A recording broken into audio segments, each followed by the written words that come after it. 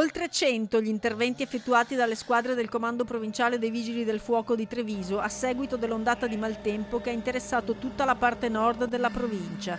13 mezzi e oltre 40 operatori in campo, anche nella mattinata, mentre ancora continuava a cadere la pioggia.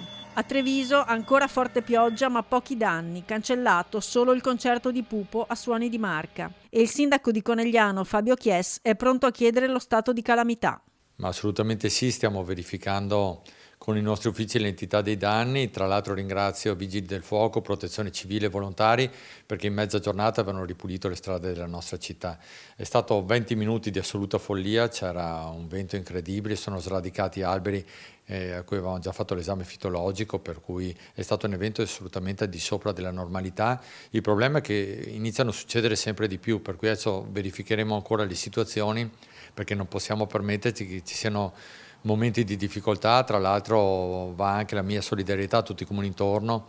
Ho visto situazioni drammatiche, esondazioni, per cui mi sento anche di dare la solidarietà a tutti i sindaci che hanno avuto problemi anche più gravi di quelli che abbiamo avuto noi.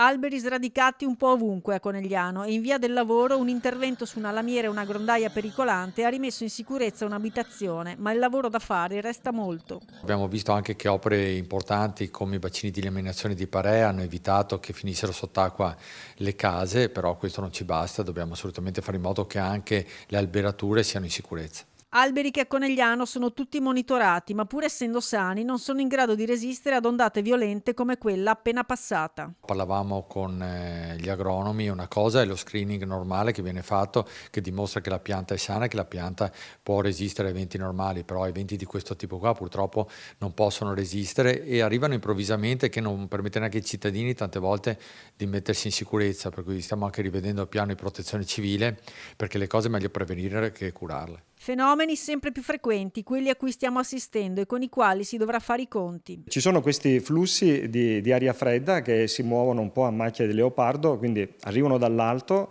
e appena si avvicinano alla superficie terrestre si scontrano con l'aria calda, formano dei vortici e quindi hanno questo effetto devastante di forza delle trombe d'aria. E il meteo continua a preoccupare anche il presidente del Veneto Luca Zaia, che ha diramato lo stato di allerta giallo fino alle ore 20 di sabato 26 luglio su tutto il territorio regionale.